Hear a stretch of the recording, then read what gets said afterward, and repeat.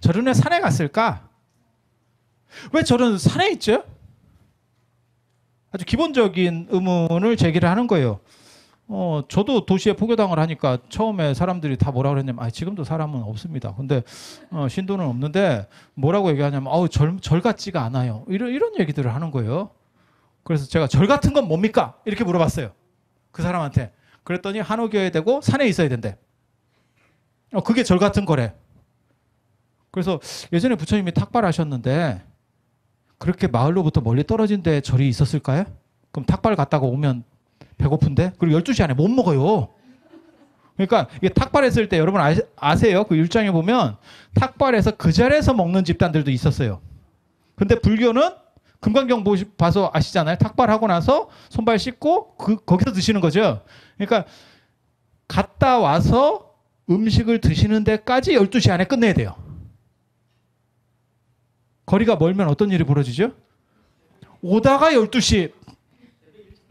새벽 일찍 갈까요? 그러면 탁발해서 오면 12시?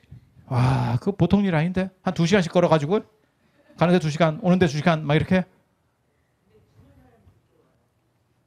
주는 사람이. 그래서 분명히 율장 방사건도에 보면 나오죠. 도시에서 멀지도 가깝지도 않은 곳에 사찰을 만들어라. 너무 가까우면 시끄럽고 멀면 탁발할 수가 없죠. 탁발할 수가 없죠. 그래서 절은 원래 도시에 있는 거예요. 그리고 부처님은 도시주의자입니다. 철저하게 도시주의자입니다. 왜? 새로운 말씀을 하시기 위해서 도시 사람들이 변화하는 속도가 빠르죠. 시골 분들이나 안 그러면 농사 짓는 분들은 이게 새로운 것들을 받아들이는 속도가 느립니다. 부처님은 혁명을 일으키려고 하신 거예요. 그러다 보니까 도시가 또 인구도 많잖아요. 그러니까 새로운 걸 얘기하기가 훨씬 좋죠. 그래서 왕사성, 사위성 같은 큰 도시들에서 주로 활동을 하셨잖아요.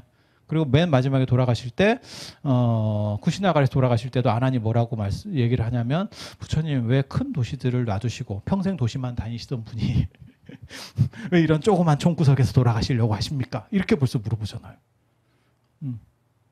그래서 불교는 원래 도시 쪽에 있는 거고 사찰도 당연히 도시 쪽에 있는 거고 그 다음에 또 뭐가 있냐면 한옥은 우리 전통 건축이지 사찰 건축은 아닙니다.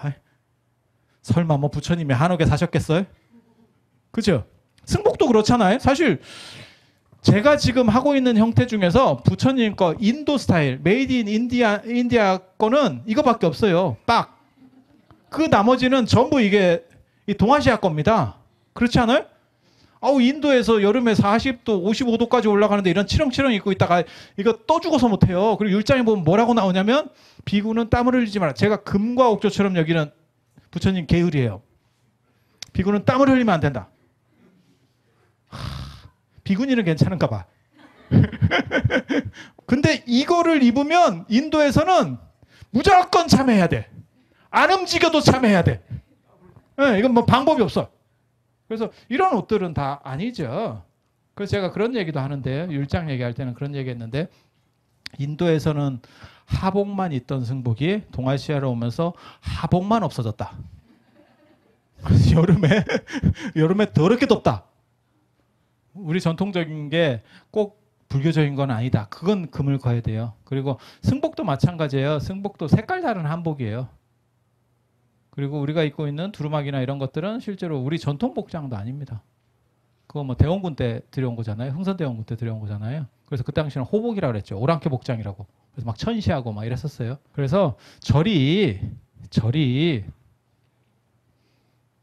산에 있는 건 아니다. 라는 걸 기본적으로 알아두시고